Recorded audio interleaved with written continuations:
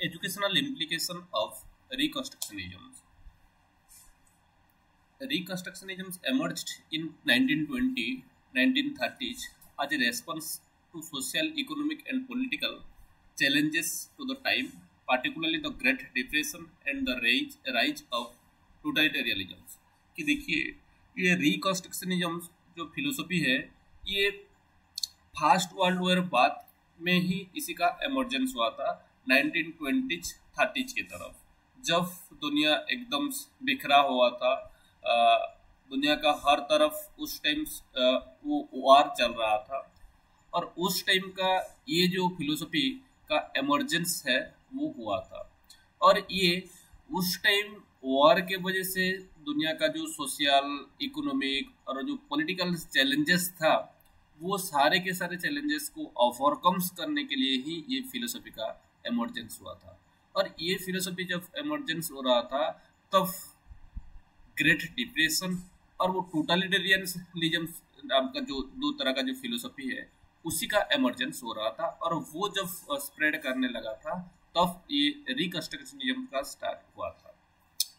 देखिए कि फास्ट तो कुछ एक ग्रुप ऑफ प्रोग्रेसिव एजुकेटर्स मिले और वो एजुकेटर लोग उस टाइम का जो बिखरा हुआ दुनिया जहाँ की सोशल, इकोनॉमिक, पॉलिटिकल हर तरह का जो चैलेंजेस था उसी को ओवरकम्स करने के लिए कुछ स्टेप लिए।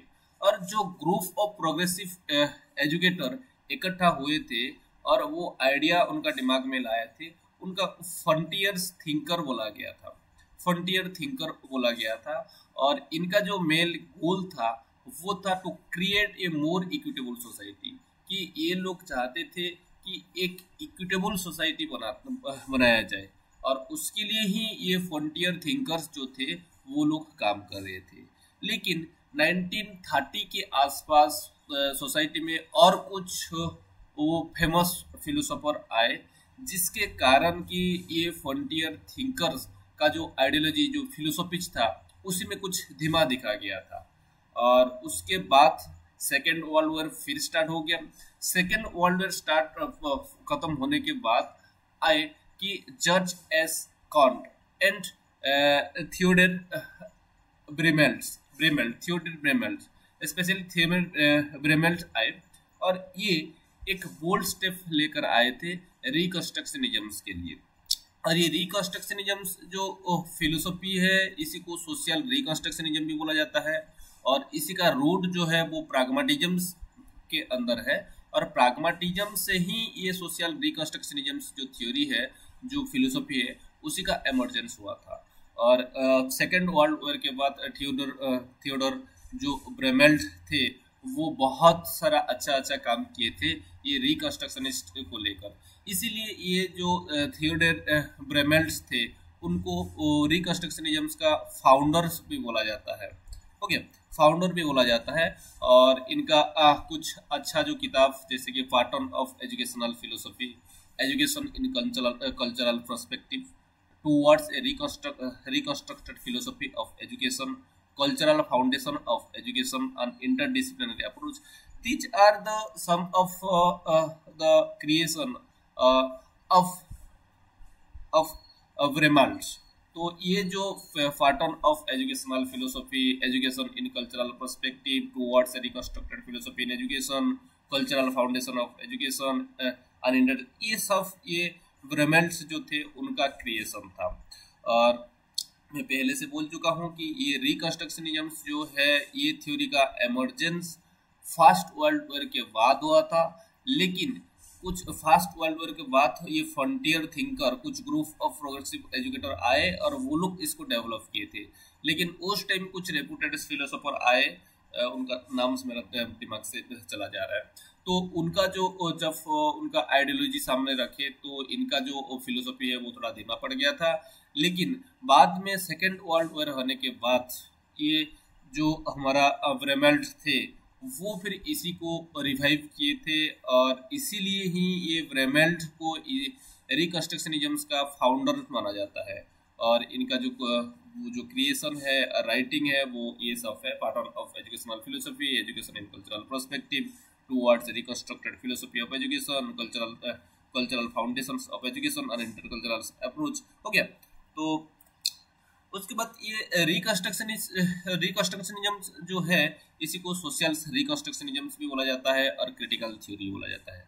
सोशल रिकंस्ट्रक्शनिज्म क्यों बोला जाता है कि देखिए कि जब ये दुनिया वॉर के कारण बिखरा हुआ था, सोसाइटी में सोशल इकोनॉमिक पॉलिटिकल हर तरह का चैलेंजेस देखने के लिए मिल रहा था, तो वो सोसाइटी को रिकंस्ट्रक्ट और एक बार कंस्ट्रक्ट करके अच्छा वाला एक सोसाइटी बनाने के लिए ही ये फिलोसफी का एमर्जेंस हुआ था। इसीलिए ये रिकंस्ट्रक्शनिज्म को सोशल रिकंस्ट्रक्शनिज्म भी बोला जाता है और इसी को क्रिटिकल थ्योरी भी बोला जाता है, क्योंकि यहाँ ये जो फिलोसफी है ये एकदम क्रिटिक के ऊपर बिलीव करता है और हर एक चीज वो क्रिटिकली करता है। कोई भी चीज ऐसे आसानी से जो दिख रहा है ऐसे नहीं करता, सारे के सारे चीज क्रिटिकली वो थिंक करता है, क्रिटिकली करता है। इसीलिए ये रिकंस्ट्रक्शनिज्म को क्रिटिकल थ्योरी भी बोला जाता है। और इसी का जो मेन एम था वो है to create a better society by addressing social issue and reforming education. कि इसी का जो मेन एम था वो एक बेटर एजुकेशन, बेटर सोसाइटी को बनाना और उसी के साथ साथ सोसाइटी में जो सोशल इशूज है वो सारे के सारे को एड्रेस करना और एजुकेशन सिस्टम्स में रिफॉर्म्स लाना ताकि वो सोसाइटी को रिकंस्ट्रक्ट किया जा सके। और दूसरा वाला जो मोस्ट इंपोर्टेंट चीज है यूटोपियन फ्यूचर। रिकंस्ट्रक्शनिस्ट फिलोसोफर रिकंस्ट्रक्शनिज्म बिलीव कर रहा था यूटोपियन फ्यूचर, कि वो ये फिलोसफी ऐसा था कि फ्यूचर कैसा होगा उसी के बारे में ज्यादा ध्यान दे रहा था, उसी के ऊपर ज्यादा एम्फासाइज कर रहा था। तो बहुत बार क्वेश्चन आ चुका है which of the philosophy given stress on utopian future और ओनली फ्यूचर। तो इट्स आंसर इज रिकंस्ट्रक्शनिज्म, क्योंकि ये रिकंस्ट्रक्शनिज्म ही एक ही फिलोसफी है जो कि फ्यूचर, यूटोपियन फ्यूचर के ऊपर ध्यान दे रहा था, इंपोर्टेंस दे रहा था। फ्यूचर कैसे होगा और फ्यूचर का सोसाइटी कैसे होगा, फ्यूचर एजुकेशन सिस्टम कैसे होगा, फ्यूचर का इकोनॉमी कैसे होगा, सोशल सिस्टम कैसे होगा, ये सब के ऊपर सिर्फ रिकंस्ट्रक्शनिज्म ही इंपोर्टेंस दे रहा था।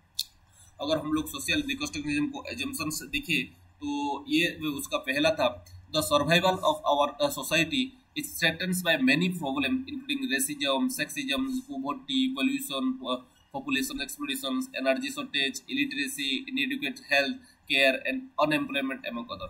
कि देखिए कि हमारा सोसाइटी जो है ये बहुत सारे प्रॉब्लम से गुजर रहा है, जैसे कि यहाँ रेसिजम्स बहुत सारे देखने के लिए मिल रहा है, सेक्सिजम्स, पोवर्टी, पॉल्यूशन, ये सारे के सारे चीज देखने के लिए मिल रहा है। और इसी को हटाना, इसी को रिविल्ड करना, मतलब इसी को हटाकर सोसाइटी में एक नया सोसाइटी बनाना, नया सोसाइटी को रिकंस्ट्रक्ट करना ही ये फिलोसफी का मेन एजम्पशन है। और उसी के साथ साथ something can be done to keep society from destroying itself. और उसके साथ साथ ये सोसाइटी में जिस तरह का ये है पॉवर्टी, रेसिज्म, सेक्सिज्म, ये क्या कर रहा है कि खुद को सोसाइटी में ये सब चीज सोसाइटी को ही डिस्ट्रॉय कर दे रहा है। तो ये सब से सोसाइटी को बचाना, सोसाइटी को रिकंस्ट्रक्ट करना ही इसी का मेन ऑब्जेक्टिव और एजम्पशन है। अगर हम लोग देखें एजुकेशन को, तो education provide the means of reconstruction society. और ये सोशल रिकंस्ट्रक्शनिज्म बिलीव करता है कि एजुकेशन ही वही वेपन है, एजुकेशन ही वो टूल है जिसी के थ्रू की ये सोसाइटी को रिकंस्ट्रक्ट किया जा सकता है, सोसाइटी को ट्रांसफॉर्म किया जा सकता है। नेक्स्ट, अगर हम लोग रिकंस्ट्रक्शनिज्म को देखें तो हम लोग इसी को बोल सकते हैं रिक्रिएट सोसाइटी को। यहाँ हम लोग रिक्रिएट कर रहे हैं, रिकंडीशंस, जो पहले condition socio economic political condition जो था उसी को रिवाइव कर रहे हैं, मतलब री कंडीशंस बना रहे हैं। उसके बाद री एस्टेब्लिश, क्योंकि ये वॉर की वजह से एकदम बिखरा हुआ पड़ा था और सोसाइटी में बहुत सारी चीज ऐसे जो नहीं रहना चाहिए, रेसिज्म, सेक्सिस्ट, ये सब चीज चलाया था। तो इसी को हटाकर फिर जो अच्छा वाला एक सिस्टम एस्टेब्लिश करना ही ये जो रिकंस्ट्रक्शनिज्म का मकसद था और ऑब्जेक्टिव था। तो इसीलिए इसी को री एस्टेब्लिश भी बोला जा रहा है, मेक ओवर। और उसके साथ साथ जो हो गया है, लेकिन अभी उसी से और एक स्टेप फॉरवर्ड जाकर हम लोग सोसाइटी को कैसे रिकंस्ट्रक्ट करें, इसी को भी बोला जाता है। इसलिए मेक ओवर वर्ड भी इसके लिए फिट कर बोलता है। रीबिल्ड, रिनोवेट, ये सारे के सारे सिनोनिमियस टर्मिनोलॉजी हुई जा रही यूजिंग से इन रिकंस्ट्रक्टिविस्ट फिलोसफी इन एजुकेशन। नेक्स्ट, अगर हम लोग देखिए की फिगर का, तो ऐसे बहुत सारे की फिगर है रिकंस्ट्रक्शनिज्म में। तो उनमें से जो पहला आता है वो है जॉर्ज कंट। और ये जॉर्ज कर्न जो थे ये जॉन ड्यूए का एक स्टूडेंट थे। ओके, ये जॉन ड्यूए का स्टूडेंट थे और ये एक बुक लिखे थे, dare the school build a new social order. Okay, ये बुक जो है बहुत पॉपुलर उस टाइम हुआ था और आज का डेट में भी इसी का जो रिलीवेंस है कम नहीं है। ओके, आज का डेट में भी ये एक बेस्ट सेलर बुक है, dare the school build a new social order. Okay, और ये बुक में ये आर्ग्यू कर रहे थे that school should actively work to create a new more just society, कि ये स्कूल ही है जो कि क्या कर सकता है कि ये सोसाइटी में रिफॉर्म्स ला सकता है, एक नया तरह का सोसाइटी बना सकता है। तो इसीलिए ये बोल रहे थे dare the school build a new social order. हो गया, ये स्कूल ही है जो कि एक नया सोशल ऑर्डर, नया सोशल सिस्टम, नया सोशल रिफॉर्म्स लेकर आ सकता है हमारा सोसाइटी में, ये जॉर्ज कर्न बोल रहे थे। और remember he was he is a student of John Dewey. Next Harold Rugg, ये जो है ये सोशल स्टडीज के ऊपर ज़्यादातर एम्फसाइज कर रहे थे और वो बोल रहे थे कि करिकुलम में सोशल स्टडीज रहना चाहिए, जहाँ की सोसाइटी में जो चल रहा है रेसिज्म, सेक्सिज्म, ये सब कुछ उसी में एम्फसाइज होकर वो बुक रहना चाहिए। और उसी के साथ साथ वो बोल रहे थे advocate A curriculum focused on contemporary social issues, और उसी के साथ साथ ये कंटेम्प्रेरी सोसाइटी में जितना सारा भी इशूज है वो सारे के सारे इशू को भी क्या करना चाहिए, करिकुलम्स में इंक्लूड करना चाहिए बोलकर ओवरऑल बोल रहे थे। लेकिन बहुत बार क्वेश्चन आया है कि dare the school build a new social order, who wrote this. हो गया, तो ये थे जॉर्ज कर्न। नेक्स्ट अगर देखिए तो थियोडर व्रेमेल्ट जो है, जिनको कि हम लोग फाउंडर ऑफ रिकंस्ट्रक्शनिज्म बोलते हैं, और इसीलिए इनको प्राइमरी फिलोसोफर ऑफ रिकंस्ट्रक्शनिज्म भी बोलते हैं, क्योंकि इनका जो फिलोसफी है वो प्राइमरीली बेस क्या है रिकंस्ट्रक्शनिज्म के ऊपर और दूसरे किसी के ऊपर नहीं। और ये भी बहुत सारे बुक लिखे थे जो कि हम लोग पहले से डिस्कशन कर चुके हैं, लेकिन इनका जो सबसे इम्पोर्टेंट बुक है वो है toward A reconstruction philosophy of education. ये सबसे इम्पोर्टेंट बुक है और बहुत बार क्वेश्चन आ भी चुका है एक बुक को लेकर। उसके बाद पॉल फेरे जैसी जो भी एक रिकंस्ट्रक्शनिस्ट थे और उनका जो क्रिटिकल पेडागोगी था वो रिकंस्ट्रक्शनिस्ट प्रिंसिपल के साथ अलाइन कर रहा था, तो इसीलिए इनको भी हम लोग मानते हैं क्या, एक रिकंस्ट्रक्शनिस्ट फिलोसफी के हिसाब से। और उसके साथ साथ ये पॉल फेरे जो थे वो सोशल डार्विनिज्म और को क्या कर रहे थे, रिजेक्ट कर रहे थे, सोशल डार्विनिज्म को रिजेक्ट कर रहे थे और प्रैक्टिस डॉक्ट्रिन्स को वो इंट्रोड्यूस किए थे। तो ये इसी को लेकर भी बहुत बार क्वेश्चन आ चुका है कि सोशल डार्विनिज्म को ये रिजेक्ट कर रहे थे, लेकिन फ्रैक्सिस डॉक्ट्रिन्स नाम का एक नया वाला कॉन्सेप्ट को ये क्या किए थे, इंट्रोड्यूस किए थे। और टीचिंग आज बैंकिंग, ये बैंकिंग सिस्टम्स की भी पॉल फेरे इंट्रोड्यूस किए थे, इसी को लेकर भी बहुत बार क्वेश्चन आ चुका है। और उनका जो सबसे बेस्ट वर्क है वो है पेडागोगी ऑफ द ऑप्रेस्ड। हो गया, यहाँ से भी बहुत बार क्वेश्चन आ चुका है। नेक्स्ट अगर हम लोग की फिगर को देखिए तो इवान इलिच, ये इवान इलिच जो थे पहले एक प्रीस्ट थे, लेकिन प्रीस्ट से ये बन गए थे एक सोशलिस्ट फिलोसोफर। और ये इनका जो एक सबसे बेहतरीन वर्क था वो है डिस्कूलिंग सोसाइटी, जो कि बहुत ही इम्पोर्टेंट है और आज का डेट में भी इसका रेलिवेंस है। अगर हम लोग ऑब्जेक्टिव का बात करें तो रिकंस्ट्रक्शनिज्म का बहुत सारे ऑब्जेक्टिव है, लेकिन इनमें से हम लोग कुछ अहम जो है जो की है उसी को हम लोग डिस्कशन करने वाले हैं। जो पहला वाला है वो है सोशल रिफॉर्म्स। ये रिकंस्ट्रक्शनिज्म को ही सोशल रिकंस्ट्रक्शनिज्म बोला जाता है। क्यों बोला जाता है? क्योंकि सोसाइटी को रिकंस्ट्रक्ट करना ही इसी का मेन ऑब्जेक्टिव है, तो सोशल रिफॉर्म्स लाना ही इसी का मेन ऑब्जेक्टिव है। तो इसीलिए सोशल रिफॉर्म्स जो है वो इसका प्राइमरी ऑब्जेक्टिव है। और ये फिलोसफी बोलता था कि एजुकेशन एक वेपन है, एजुकेशन एक टूल है जिसी को थ्रू के हम लोग क्या कर सकते हैं, सोसाइटी में सोशल, पॉलिटिकल, इकोनॉमिक रिफॉर्म्स ला सकते हैं और एक इक्विटेबल सोसाइटी बना सकते हैं। So this is the major first basic objective of reconstructionism. हो गया। उसके बाद क्रिटिकल एनालिसिस में पहले से इसको बोल चुका हूँ कि सोशल रिकंस्ट्रक्शनिज्म को सोशल रिकंस्ट्रक्शनिज्म और उसके साथ साथ क्रिटिकल थ्योरी बोलते हैं। क्यों? क्योंकि यहाँ जो स्टूडेंट्स है इसी का जो ऑब्जेक्टिव है वो क्या है, to develop student ability to critically analyse existing social structure, institution, practice, कि इसी का और एक मेन ऑब्जेक्टिव जो है, ये सोसाइटी में जो एग्जिस्टिंग कल्चर है, एग्जिस्टिंग स्ट्रक्चर है, एग्जिस्टिंग इंस्टीट्यूशन है, एग्जिस्टिंग प्रैक्टिसेस जो चल रहा है, वो सारे के सारे को स्टूडेंट्स क्रिटिकली एनालाइज खुद कर सके, उस तरह का हमको एजुकेशन देना चाहिए। हो गया, तो स्टूडेंट्स के अंदर वो क्रिटिकल एनालाइजिंग पावर को, कैपेसिटीज को डेवलप करना है, इसी का और एक ऑब्जेक्टिव है। अगर नेक्स्ट को अगर हम लोग देखें तो प्रॉब्लम सॉल्विंग भी इसी का एक मेजर ऑब्जेक्टिव है, क्योंकि to equip student with the skill to identify and solve real world social problem. अगर प्रॉब्लम सॉल्विंग स्किल स्टूडेंट के पास नहीं है तो वो कभी भी वो खुद का जो फ्यूचर है, खुद का जो सोसाइटी है, खुद का जो फैमिली है, उसको वो ठीक से चला नहीं पाएगा। तो इसीलिए ये फिलोसफी का और एक ऑब्जेक्टिव था कि उसको प्रॉब्लम सॉल्विंग स्किल से स्किलफुल करवाना। हो गया, क्योंकि वो रियल वर्ल्ड सोशल प्रॉब्लम जो है उसी को वो क्या कर सके कि सॉल्व कर सके। तो 3 मेन ऑब्जेक्टिव क्या क्या है? Social reform, critical analysis, problem thinking, problem solving. Next objective को अगर हम लोग देखें, एक्टिव सिटीजनशिप, ये डेमोक्रेसी के बारे में बोल रहा था, डेमोक्रेटिक सोसाइटी के बारे में बोल रहा था, इसीलिए ये इसी का एक मेजर ऑब्जेक्टिव है active citizenship.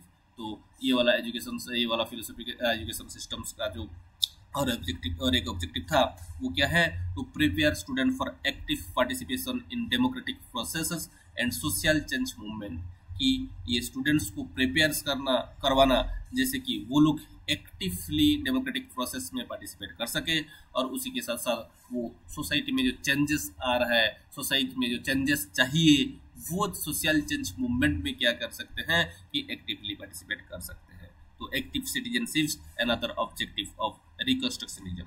Next, global awareness जब ये वर्ल्ड वार हुआ था तब कोई एक स्टेट में नहीं हुआ था, वो ऑल ओवर वर्ल्ड में हुआ था, और वर्ल्ड का जो सोशियो इकोनॉमिक पॉलिटिकल सिस्टम था वो एकदम से बिखरा हुआ था, सोसाइटी ही बिखर गया था।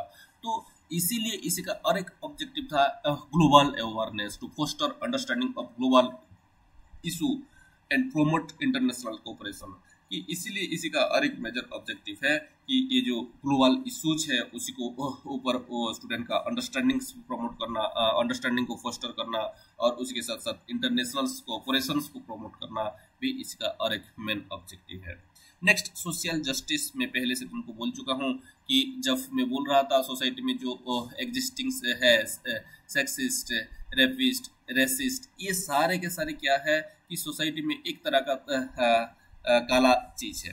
तो यहाँ सोसाइटी में जो लोग रह रहे हैं उनको सोशल जस्टिस दिलाना, जैसे कि equality, human right, social justice, ये सब किसी के थ्रू ही दिया जा सकता है कि एजुकेशन के थ्रू ही दिया जा सकता है, और इसीलिए सोशल जस्टिस भी इसी का एक ऑब्जेक्टिव है।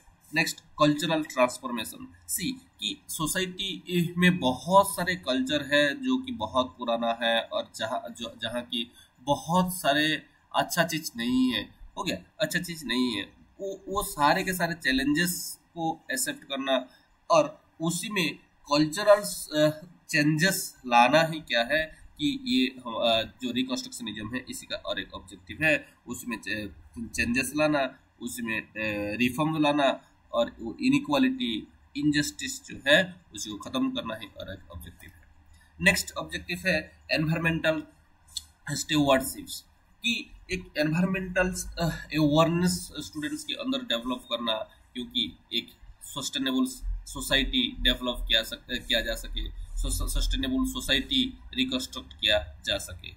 नेक्स्ट है इंटरडिसिप्लिनरी अंडरस्टैंडिंग, और उसी के साथ साथ ये बोल रहा था interdisciplinary understanding to break down traditional subject boundaries and promote holistic understanding of complex social issues. कि देखिए, ये सोसाइटी जो है वो कोई एक सब्जेक्ट से जुड़ा हुआ नहीं है, ना ये आर्ट से जुड़ा हुआ है, ना साइंस से जुड़ा हुआ है, ना ये फिजिक्स से जुड़ा हुआ है, ना जियोलॉजी से जुड़ा हुआ है, ना एजुकेशन से जुड़ा हुआ है, ना पॉलिटिकल साइंस से जुड़ा हुआ है, ना जियोग्राफी से जुड़ा हुआ है। ये सोसाइटी जो है वो हर एक सब्जेक्ट, दुनिया में जितना भी सब्जेक्ट है वो सारे के सारे के साथ क्या है, एसोसिएटेड है। तो इसीलिए ये जो फिलोसफी है वो बोल रहा था कि नहीं, एक इंटरडिसिप्लिनरी अंडरस्टैंडिंग्स डेवलप करना चाहिए, ताकि कि ये सोसाइटी का जो कॉम्प्लेक्स सोशल इशूज है उसी को स्टूडेंट समझ पाए और उसी को क्या किया जा सके, उसी का सॉल्यूशन निकाला जा सके।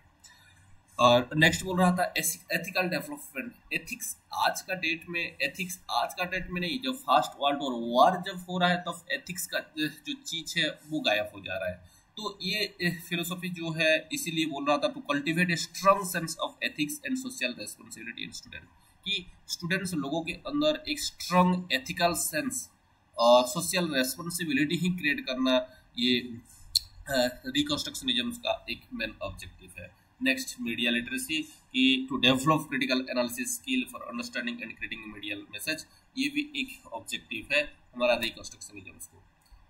Next empowerment, to empower student to become agents change in their. हाँ नेक्स्ट, ये देखिए सोसाइटी में रिफॉर्म्स लाना है, सोसाइटी को रिफॉर्म्स करना है, सोसाइटी को रिकंस्ट्रक्ट करना है, सोसाइटी को रीडिजाइन करना है, तो एजुकेशन के थ्रू करना है। तो एजुकेशन के थ्रू तो करना है, लेकिन एजुकेशन कौन सा मीडियम्स में वो ट्रांसफर करेगा, किसी के थ्रू, यहाँ एजेंट कौन रहेंगे, तो एजेंट यहाँ अनडाउटेडली स्टूडेंट ही आएंगे, क्योंकि students, today's student future citizen of our society, कि आज का डेट में जो स्टूडेंट है वो काल जाकर सिटीजन बनेंगे। तो उनको अगर हम लोग एम्पावर कर पा रहे हैं, उनको अगर एम्पावर कर पा रहे हैं, तो कम्युनिटी में और जो सोसाइटी में वो क्या कर सकते हैं कि चेंजेस ला सकते हैं, रिफॉर्म कर सकते हैं और रिकंस्ट्रक्ट कर सकते हैं। तो इसीलिए बोल रहे थे ये फिलोसफी का जो और एक ऑब्जेक्टिव था कि जो स्टूडेंट्स को एम्पावर करना भी इसका और एक ब्रॉडर ऑब्जेक्टिव था। नेक्स्ट मल्टीकल्चरल अंडरस्टैंडिंग, जैसे मैं लास्ट टाइम बोल रहा था इंटरडिसिप्लिनरी अंडरस्टैंडिंग, ठीक वैसे मल्टीकल्चरल अंडरस्टैंडिंग, सी कि कोई एक सोसाइटी, कोई एक कल्चर से भरा हुआ नहीं। आज का डेट में अगर आप लोग देखेंगे तो एक सोसाइटी में आपको डाइवर्स कल्चर देखने के लिए मिलेगा। और अगर हम लोग इंडिया का पॉइंट ऑफ व्यू से देखें तो इंडिया तो आज से नहीं, 1000 साल पहले से ही क्या है कि डाइवर्स कल्चर, डाइवर्स ट्रेडिशन से भरा हुआ एक कंट्री है। तो इसीलिए हम लोग को ये वाला ऑब्जेक्टिव जो है मल्टीकल्चरल अंडरस्टैंडिंग, ये हमारा स्टूडेंट के अंदर डेवलप करना एक बहुत ही इम्पोर्टेंट चीज है। और रिकंस्ट्रक्शनिज्म का ऑब्जेक्टिव क्या था कि स्टूडेंट्स का एक मल्टीकल्चरल अंडरस्टैंडिंग डेवलप हो, वो दूसरे का कल्चर को रेस्पेक्ट करे, दूसरे का कल्चर का जो अच्छा वाला चीज है उसी को वो एक्सेप्ट कर सकता है। तो इस तरह का चीज सोचकर ये लोग क्या कर रहे थे कि ऑब्जेक्टिव इसको प्रिपेयर किए थे। नेक्स्ट फ्यूचर ओरिएंटेड थिंकिंग, में पहले से बोल चुका हूँ कि यूटोपियन फ्यूचर, कि ये रिकंस्ट्रक्शनिज्म का एक मेन ऑब्जेक्टिव था क्या, फ्यूचर ओरिएंटेड थिंकिंग, कि आज का डेट में क्या हो रहा है, आज का डेट में क्या चैलेंजेस है, आज का डेट में सोसाइटी में क्या चल रहा है, उसी के ऊपर तो ध्यान देना ही देना है। लेकिन ये फिलोसफी जो है वो बोल रहा था कि क्या, कि फ्यूचर्स का सोसाइटी क्या होगा, फ्यूचर का सोसाइटी में किस तरह का चैलेंजेस आएगा, हो गया। तो उसके लिए ये स्टूडेंट्स लोगों को तैयार रहना चाहिए और उसके ऊपर सोचना चाहिए, हो गया। ये फिलोसफी इसीलिए फ्यूचर ओरिएंटेड थिंकिंग जो था इसी को भी एक ऑब्जेक्टिव की तरफ ट्रीट किया था। नेक्स्ट कोलैबोरेटिव स्किल, और ये बोल रहा था collaboration, cooperation among the student with in the society, between the nation, हो गया। तो ऐसे ये कोलैबोरेटिव स्किल भी क्या होना चाहिए कि स्टूडेंट्स के अंदर डेवलप होना चाहिए, ताकि वो टीम वर्क कर सके, डायलॉग कर सके और वो कलेक्टिवली कोई भी प्रॉब्लम को सॉल्व कर सके। So these are the objectives of education according to reconstructionism. So just revives, first social reform, critical analysis, problem solving, active citizenship, global awareness, social justice, cultural transformation, environmental stewardship, interdisciplinary understanding, ethical development, media literacy, media empowerment of student, multicultural understanding, future oriented thinking, collaboration skill. These are the basic main fundamental objectives of reconstructionism in education. So see, the reconstruction is cool, emphasize these many aspects of our society, first ये emphasise किया था social value, ये social values के ऊपर emphasise कर रहा था, human justice के ऊपर एम्फसाइज कर रहा था, फ्रीडम्स के ऊपर एम्फसाइज कर रहा था, डेमोक्रेसी के बारे में बोल रहा था, वर्ल्ड पीस के बारे में बोल रहा था, ह्यूमन कम्युनिटी के बारे में बोल रहा था, economic justice, equality of opportunity, okay, ये सब का बारे में बोल रहा था। और ये कैसे होगा कि सोसाइटी में जब पॉलिटिकल, सोशल और इकोनॉमिकल डेवलपमेंट होगा उस टाइम्स क्या होगा कि कल्चरल क्राइसिस जो है वो कल्चरल क्राइसिस को सॉल्व किया जाएगा, और दुनिया में क्या होगा कि पीस जो है वो स्थापित किया जा सकता है, और उसके साथ साथ लोगों के अंदर, सोसाइटी के अंदर एक रिफॉर्म्स ला जा सकता है, और सोसाइटी को रिकंस्ट्रक्ट किया जा सकता है। अगर हम लोग कोर प्रिंसिपल्स का बात करें रिकंस्ट्रक्शनिज्म को, तो सबसे पहला जो आएगा वो है education as a means of social change, कि ये एजुकेशन को एक इंस्ट्रूमेंट की तरह दिख रहा था किसी का सोशल चेंज के लिए, सोशल चेंज के लिए एजुकेशन एक इंस्ट्रूमेंट है। तो क्या ये रिकंस्ट्रक्शनिज्म वो सोच रहा था, और ये बोल रहा था school should actively work to improve society, और ये सोसाइटी को अगर इम्प्रूव करना है तो इसी में जो सबसे अहम रोल है वो है स्कूल का है। तो इसीलिए ये स्कूल को कंटिन्यूसली एक्टिवली काम करना चाहिए सोसाइटी में सुधार लाने के लिए, सोसाइटी में सोशल सिस्टम में इम्प्रूवमेंट लाने के लिए, हो गया। और उसी के साथ साथ ये बोल रहे थे education is seen as a tool to address social political and economic crisis.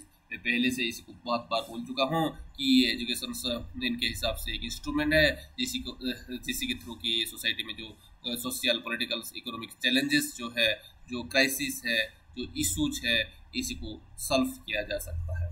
हो गया। So the first core principle of reconstructionism is education as a means of social change. हो गया। नेक्स्ट है क्रिटिकल एनालिसिस ऑफ सोसाइटी। तो दूसरा वाला जो चीज है वो है क्रिटिकल एनालिसिस ऑफ सोसाइटी। ये क्रिटिकल एनालिसिस को भी हम लोग को ऑब्जेक्टिव में डिस्कस कर चुके हैं कि ये एम्फसाइज कर रहा था examining and critiquing existing social structure. ये लोग बोल रहे थे कि एग्जिस्टिंग सोशल स्ट्रक्चर जो है उसी को क्रिटिसाइज करना चाहिए, उसी को एग्जामाइन करना चाहिए, उसी के ऊपर रिसर्च करना चाहिए। ओके, और फाइंड आउट करना चाहिए कि इसी का कौन कौन सा चीज फॉल्ट है, कौन कौन सा चीज बहुत अच्छा है। ओके, उसी को क्रिटिकली एनालाइज करना चाहिए, ये लोग बोल रहे थे। अगर क्रिटिकली एग्जामिन कर पा रहे हैं उसके बाद जाकर हम लोग एक अच्छा वाला सोसाइटी बना पाएंगे। अगर जो ट्रेडिशनल सोसाइटी है, जो सोसाइटी एग्जिस्टिंग है, इसी के ऊपर हम लोग एग्जामिन नहीं करेंगे, इसी के ऊपर हम लोग रिसर्च नहीं करेंगे, इसी के ऊपर हम लोग क्रिटिकली नहीं सोचेंगे, हो गया, इसी को अगर क्रिटिसाइज नहीं करेंगे तो कभी भी सोसाइटी में रिफॉर्म्स नहीं आ पाएगा। जो पुराना चीज है जैसे चल रहा है वैसे ही चलेगा। हो गया। इसीलिए ये लोग बोल रहे थे सोसाइटी के ऊपर रिसर्च करना चाहिए, स्टडी करना चाहिए, एग्जामिनेशन करना चाहिए, और उसके साथ साथ क्रिटिसाइज भी इसी को करना चाहिए, ये लोग बोल रहे थे। और उसके साथ साथ ये स्टूडेंट्स लोगों को एनकरेज करना चाहिए कि जो सोसाइटी में जो अच्छा चीज नहीं है उसी के ऊपर वो लोग क्वेश्चन कर सके। तो नेक्स्ट जो कोर प्रिंसिपल ऑफ रिकंस्ट्रक्शनिज्म है वो है डेमोक्रेटिक आइडियाज। हो गया, जो कि हम लोग एम्स ऑब्जेक्टिव और गोल्स में भी डिस्कशन कर चुके हैं कि डेमोक्रेटिक आइडिया। तो ये फिलोसफी बोल रहा था promotion of democratic value and participatory citizenship, कि ये डेमोक्रेटिक वैल्यू को प्रमोट करना और उसके साथ साथ वो पार्टिसिपेटरी सिटीजन्स, ऐसे स्टूडेंट बनाना जो कि पार्टिसिपेंट कर सके कहाँ कि डेमोक्रेटिक सिस्टम्स में, सोसाइटी में। और उसके साथ साथ ये वाला जो फिलोसफी है वो बोल रहा था equality, social justice, human right के ऊपर ज़्यादातर एम्फसाइज किया था। नेक्स्ट है ग्लोबल पर्सपेक्टिव, और उसके साथ साथ में ऑब्जेक्टिव्स, एम्स और गोल में डिस्कशन कर चुका हूँ कि ये जो है वो ग्लोबल पर्सपेक्टिव के ऊपर ध्यान दे रहा था। हो गया, एम्फसाइज कर रहा था कि understanding global issues and interconnectedness. ये बोल रहे थे कि ये जो ग्लोबल इशूज जो है उसको समझना चाहिए, और वो कैसे एक दूसरे से कनेक्टेड है उसी को भी हम लोग को जानना चाहिए। अगर कोई चीज इंडिया में हो रहा है वो कैसे दुनिया का अलग अलग पार्ट में उसी का रिलेशनशिप है, वो कैसे कनेक्टेड है, उसी को भी क्या करना चाहिए कि समझना चाहिए बोलकर ये फिलोसफी बोल रहा था। और इसके लिए बोल रहा था promotion of international cooperation and understanding, और इसके लिए ये बोल रहा था कि ये इंटरनेशनल कोऑपरेशन, इंटरनेशनल अंडरस्टैंडिंग जो है उसी को प्रमोट करना चाहिए। और जो लास्ट कोर प्रिंसिपल है वो है एक्शन ओरिएंटेड अप्रोच, क्योंकि मैं पहले से बोल चुका हूँ कि रिकंस्ट्रक्शनिज्म जो है, इसी को कि सोशल रिकंस्ट्रक्शनिज्म बोल रहे हैं, क्रिटिकल थ्योरी बोल रहे हैं, इसी का जो बेस है, इसी का जो फाउंडेशन है वो है फ्रैग्मेटिज्म, जहाँ की हम लोग प्रैक्टिस कर रहे हैं, हर एक चीज को हम लोग वहाँ क्या कर रहे हैं, एक्सपेरिमेंट कर रहे हैं, एक्सपीरियंस कर रहे हैं। तो इसीलिए ये रिकंस्ट्रक्शनिज्म का और एक कोर प्रिंसिपल जो है वो है एक्शन ओरिएंटेड अप्रोच। ये फिलोसॉफी जो है वो बिलीव करता है that education should lead to practical action for social improvement, कि ये एजुकेशन ही है जो कि लीड कर सकता है कि प्रैक्टिकल एक्शंस ये सोशल इम्प्रूवमेंट के लिए। और उसके साथ साथ ये एम्फसाइज कर रहा था students involvement in community and social project, हो गया कि ये स्टूडेंट्स लोगों का इन्वॉल्वमेंट कम्युनिटी में रहना चाहिए और उसके साथ साथ सोशल प्रोजेक्ट वर्क इनको करवाना चाहिए, ऐसे बोल रहा था। तो जो 5 मेन प्रिंसिपल है वो कौन कौन सा है? Education as a means of social change, critical analysis, democratic idea, global perspective, action oriented approach. These are the 5 core main principle of reconstructionism। अगर हम लोग करिकुलम्स को देखें रिकंस्ट्रक्शनिस्ट एजुकेशन का, तो देखिए इस तरह का दिखता है। यहाँ जो रूट रहता है, मेन फोकस रहता है, वो है सर्विस लर्निंग रहता है, और इसी में 3 तरह का चीज का इन्वॉल्वमेंट एक्टिवली देखने के लिए मिलता है।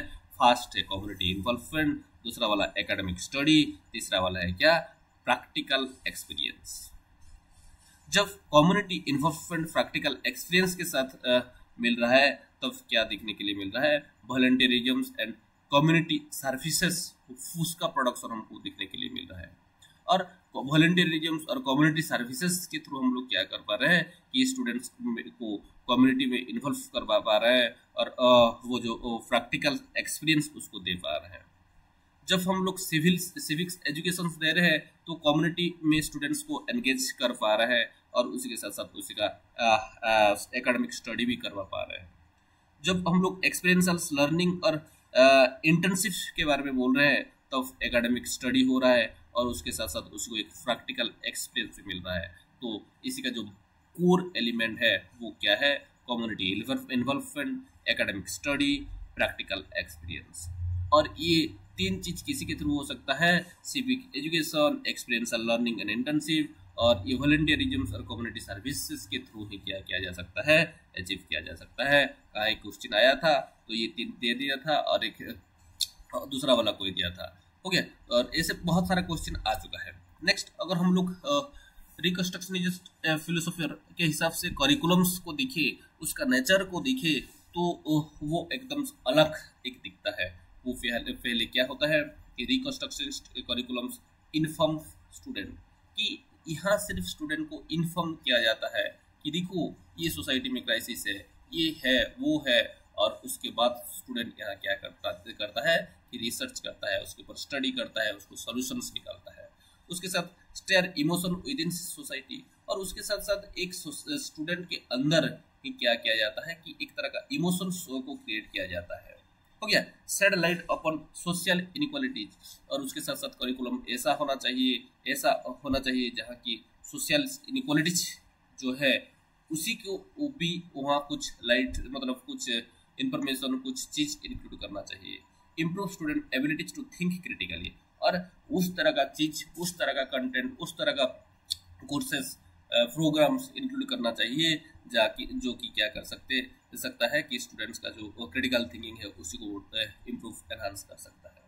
और उसके साथ साथ charge student to take action, और करिकुलम ऐसा होना चाहिए कि अगर स्टूडेंट को कुछ अलग दिख रहा है, कुछ उसको प्रॉब्लम आ रहा है, कुछ क्वेश्चन आ रहा है, तो उसी को बिना सोचे समझे उसी को वो क्वेश्चन रेज कर सकता है, और उसके साथ साथ उसका जो वो स्टडी है, उसका जो एक्सपीरियंस है, उसका जो एक्सपेरिमेंट है वो कर सकता है। उस तरह का करिकुलम्स के बारे में बोल रहा था, हो गया। और यहाँ जो सबसे इम्पोर्टेंट की चीज है कि ये रिकंस्ट्रक्शनिस्ट करिकुलम्स जो है वो व्हाट इज के ऊपर बिलीव नहीं कर रहा था, व्हाट माइट बी के ऊपर बिलीव कर रहा था। मैं पहले से बोल रहा था कि यूटोपियन फ्यूचर, उसके साथ साथ फ्यूचरिस्टिक लर्निंग, हो गया।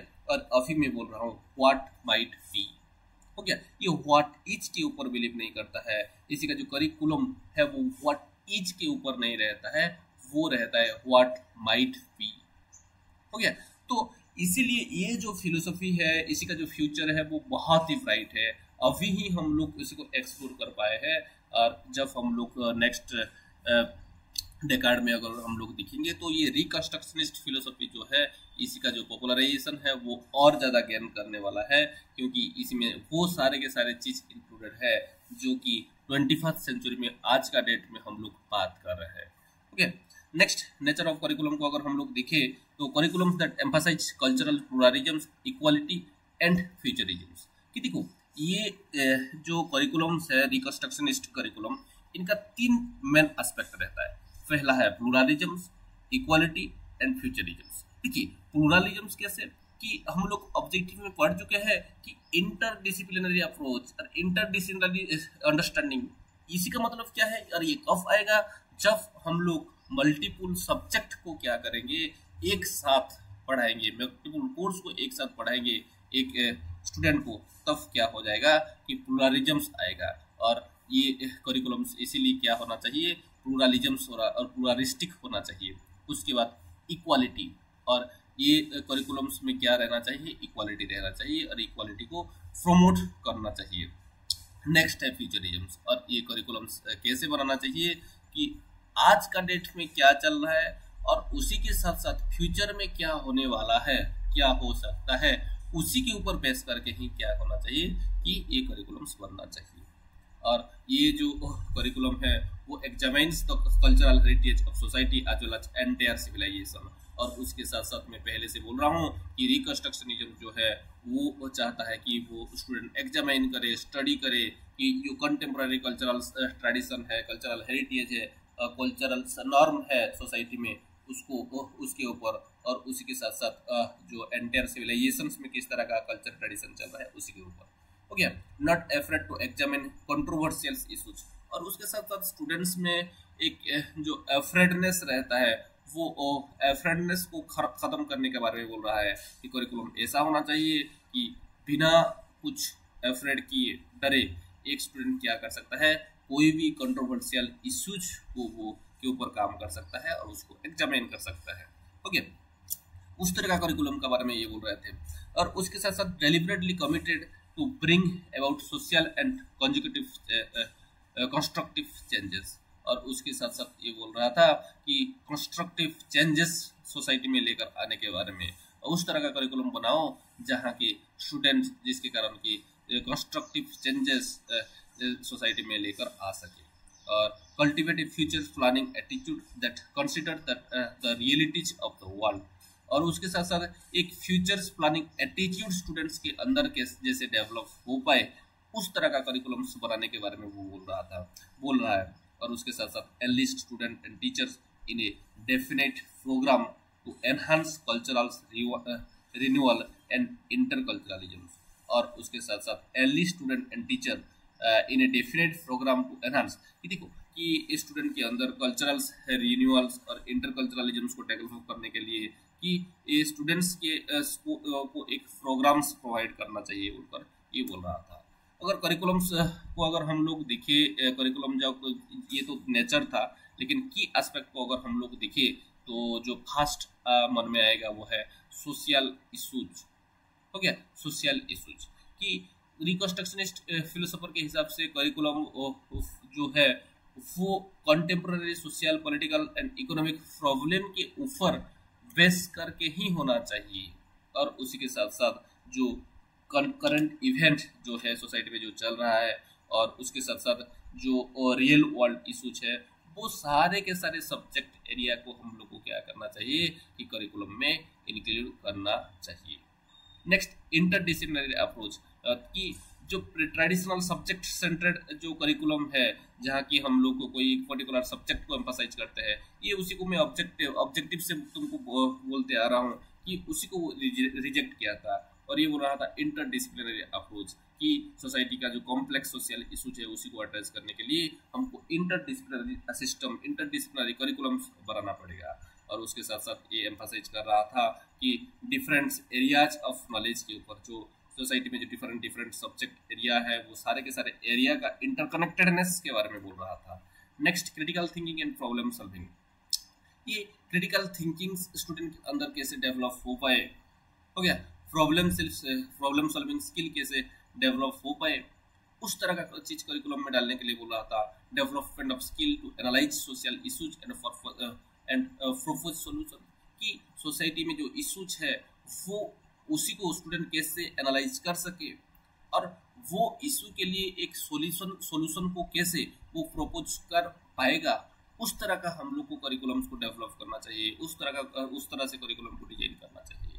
और उसके साथ साथ ये एम्फसाइज कर रहा था रिसर्च, डिबेट, क्रिटिकल एनालिसिस के ऊपर करिकुलम्स में ऐसे होना चाहिए जहाँ की रिसर्च ओरिएंटेड करिकुलम होना चाहिए। करिकुलम्स ऐसे होना चाहिए जहाँ की स्टूडेंट को एक प्लेटफॉर्म मिल सकता है कि डिबेट करने के लिए, डिस्कशन करने के लिए, और उसके साथ साथ क्रिटिकल एनालिसिस के लिए भी एक प्लेस वो डिमांड कर रहे थे इन करिकुलम। नेक्स्ट मल्टीकल्चरल एजुकेशन, कि देखिए ये सोसाइटी जो है वो डाइवर्स कल्चर से भरा हुआ है, डाइवर्स पर्सपेक्टिव से भरा हुआ है, और इसीलिए ये रिकंस्ट्रक्शनिस्ट भी चाहते थे कि इनका करिकुलम्स में क्या हो सके कि डाइवर्स पर्सपेक्टिव्स का इंक्लूजन हो सके, और उसके साथ साथ डाइवर्स कल्चरल एक्सपीरियंसेस को इंक्लूड किया जा सके। और ये फोकस कर रहे थे understanding and addressing issues of inequalities and discrimination, कि सोसाइटी में जो इनइक्वालिटीज है, डिस्क्रिमिनेशन जो है, ये जो एक इशू है, इसी का अंडरस्टैंडिंग और इसी को एड्रेस करने के लिए ही ये रिकंस्ट्रक्शनिस्ट क्या कर रहे थे, एम्फसाइज कर रहे थे। नेक्स्ट अगर हम लोग देखें एनवायरमेंटल एजुकेशन, जो आज का डेट में एक बहुत ट्रेंडिंग वाला सब्जेक्ट बन गया है, उस टाइम से ये रिकंस्ट्रक्शनिस्ट फिलोसोफर बोल रहे हैं कि करिकुलम्स वैसा होना चाहिए जहाँ की एनवायरमेंट का ध्यान रखा जा सके, इसलिए वो लोग प्रपोज कर रहे थे environmental education, inter disciplinary education, intercultural education, हो गया। तो ये एनवायरमेंटल एजुकेशन में क्या हो सकता है कि ये जो सोसाइटी में जो इकोलॉजिकल इश्यूज है, सस्टेनेबिलिटी इश्यूज है, वो सारे के सारे चीज को एम्फसाइज किया जा सकता है, और उसी के साथ साथ जो एनवायरमेंटल कंसर्न्स है उसी को करिकुलम्स में इंटीग्रेट किया जा सकता है, जिसके के कारण कि स्टूडेंट्स उसी का जो सॉल्यूशन है उसके लिए काम कर सके, और फ्यूचर एनवायरमेंट, सस्टेनेबल एनवायरमेंट कैसे बन सकेगा उसके लिए कुछ फ्रेमवर्क भी प्रपोज कर सके। अगर हम लोग नेक्स्ट वाला जो इसका जो कोर चीज देखेंगे वो है मीडिया लिटरेसी। मैं पहले से ही ऑब्जेक्टिव में बोल चुका हूँ, critical analysis of media message and their social impact, कि देखो कि ये सोशल इशूज जो है, मीडिया मैसेज जो है, उसको क्रिटिकल एनालाइज कैसे किया जा सकेगा, और उसी के साथ साथ उसी का जो सोशल इम्पैक्ट है वो किस तरह से रहेगा, उसी के ऊपर भी ये करिकुलम ध्यान देना चाहिए। और वो development of skill to create and disseminate alternative media, और जो अलग अलग तरह का जो मीडिया है, अल्टरनेटिव मीडिया है, उसको क्रिएट करना और डिसेमिनेट करना भी इसी के ऊपर भी ये करिकुलम ध्यान देना चाहिए। सिविक एजुकेशन, ये तो एक कोर एलिमेंट है क्योंकि हम लोग डेमोक्रेसी के बारे में बोल रहे हैं, हो गया, सोशल इन्वॉल्वमेंट के बारे में बोल रहे हैं, स्टूडेंट इन्वॉल्वमेंट के बारे में बोल रहे हैं, तो इसलिए ये जो फिलोसफी है वो बोल रहा था कि डेमोक्रेटिक प्रोसेस और सिविक एंगेजमेंट अच्छे से करने के लिए कि सिविक एजुकेशन को भी हम लोग को देना चाहिए और इसको भी इंक्लूड करना चाहिए करिकुलम में, क्योंकि हम लोग को जो आज स्टूडेंट है उनको फ्यूचर सिटीजन्स के हिसाब से हम लोग इनको प्रिपेयर कर रहे हैं, और वो लोग कैसे सोसाइटी में पार्टिसिपेट कर सकते हैं ज़्यादा से ज़्यादा, उसके ऊपर भी हम लोग ध्यान दे रहे हैं। देखिए ये तो था नेचर ऑफ करिकुलम और जो बेसिस ऑफ करिकुलम और करिकुलम में क्या क्या रहेगा। लेकिन नॉलेज कि ये सोशल रिकंस्ट्रक्शनिस्ट के हिसाब से नॉलेज जो है कि वो उनका अलग अलग तरह का कैरेक्टरिस्टिक है, और इसी से बहुत बार क्वेश्चन आ चुका है, इसलिए ये वाला स्लाइड को मैं ऐड किया हूँ। ये देखिए, knowledge is not viewed as a purely intellectual quantity, कि ये नॉलेज जो है इसी को प्योरली इंटेलेक्चुअल क्वालिटी के हिसाब से हम लोग को दिखना नहीं चाहिए, व्यू नहीं करना चाहिए, ओके। और उसी के साथ साथ knowledge is both cognitive and experiential. क्यों नहीं करना चाहिए? क्योंकि ये नॉलेज जो है ये कॉग्निटिव तो है लेकिन एक्सपीरियंशियल भी है, हो गया।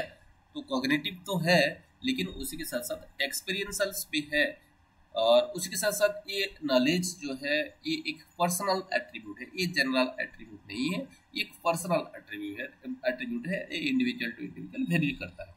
Social reconstruction is take gestalt approach of knowledge, और उसके साथ साथ सोशल रिकंस्ट्रक्शनिस्ट जो थे ये लोग गेस्टल्ट अप्रोच को फॉलो कर रहे थे और उसको एडप्ट कर रहे थे। इसका मतलब क्या है कि वो लोग कोई एक पर्टिकुलर छोटा सा चीज के ऊपर फोकस नहीं कर रहे थे, वो एकदम होलनेस के ऊपर ये लोग बिलीव कर रहे थे।